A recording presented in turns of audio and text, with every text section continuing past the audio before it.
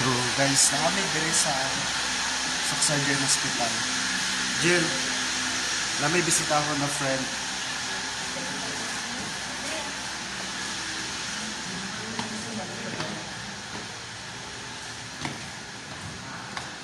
So mag-interview ta kung saan sa feeling sa wala insurance ng hospital.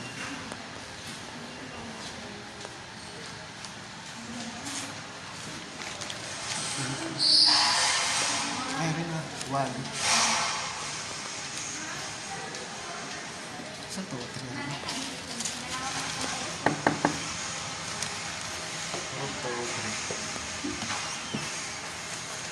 Sure. Hi. Muna mong pasyente.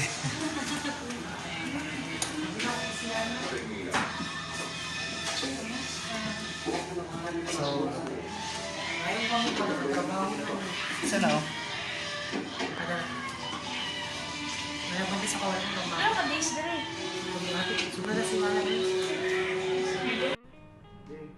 Gusto naman ka din. Okay lang, bisag dili okay. Dugay na ka din no, kapila na kakabis. Mag 8 days na. So, kada akong Thursday sa gabi. Thursday, kung nag-ano na Grand COP. Sa Kagabi nasa ato Luzon. na- Wala na ko nagkaon ato.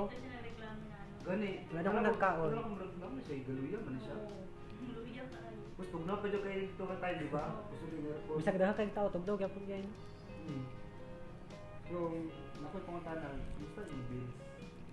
Among bills for 8 days nag-bill mi ay 6 days pa lang to ang last na mga bill. 60,000 plus.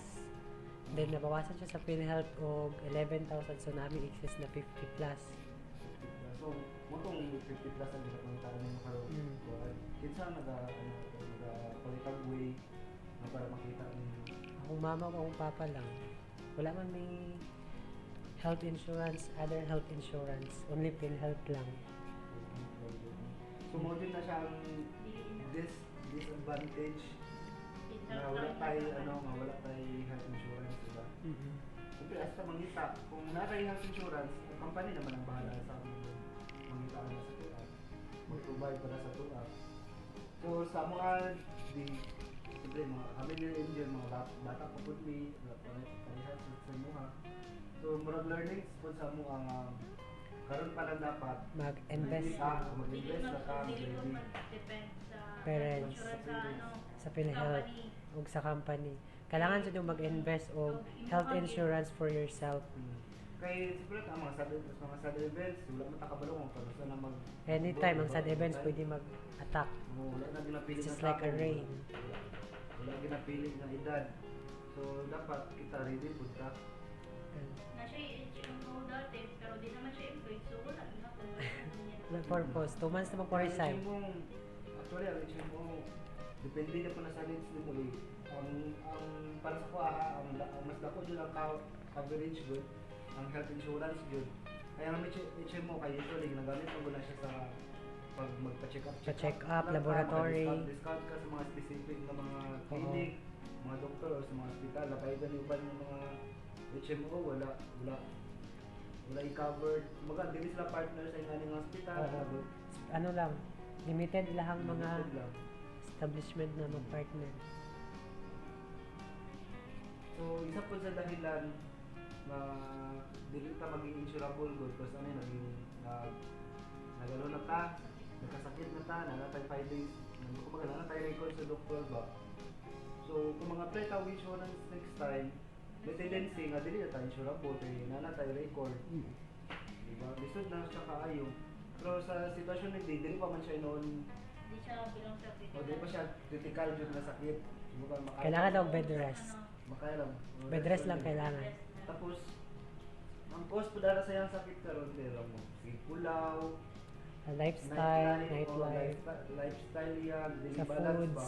Sa foods na ako Siguro din. sa pagkaon po niya nga, daily balance. Sa ako ang dili makayanan sa akong lawas ang mga activities yung akong ginabuhat ba. Like day and night ko nag-work. May mga racket-racket. Ang sangit pa ang laan. Inom pa dyan Sila So, sa yung learning na itabo, na ano, daghan oy. From sa bills ta mag-start. Kay mo man gyud ang pinaka-importante sa isa ka pasyente nga. Dapat kung magpa-hospital ko bed rest. When we say bed rest, dapat wala kay ginaisip. While sa ako karon, dili ko maka bed rest kung anong nag-isip ko sa bill. Paano na ako mabayaran? So pag maging okay ko tapos makagawas ko diri, ang una gid ako i-invest kung magka-work ko. Health insurance jud. Kasi kung magkasakit ka, kung gusto mo mag bed rest ka lang. Hayaan mo yung life insurance company ang magbayad sa imong bills. So, after that, siyempre ang lifestyle nato, kailangan na nato i-minimize ang mga dapat dili na. kung rest, yun, talagang tayo ang So, importante good 8 hours ka matulog every night. Wala man ano sa doktor so. Pero karon, dahil hindi ko nag-iwa. Di ba taba-taba ko dati? Akong mga ka-office mates dati nagsugat mi sa SM, mas laki nas ko Isa ka, ano, kay grabe daw ako. Kasi naglubong gini, pati mata na ko. Last ano lang, wala pa ko na, before ta nag-meet sa Inasal de Cebu, nag-ani kong SM, nag-ani sa kanisa, ano good. Bata ka ba yun? Kasi dito mabala ng ano, di ba? Ang time, makapita magkasakit. So, sa pala take care sa kong lawas. So, importante nga dapat natin tayo prepared din kasi nga ng mga kasakit. Prepared, but prepared always. So, maulang to din. Thank you kayo sa inyong time. Thank you. Sa pag- Thank you po sa pag-visit.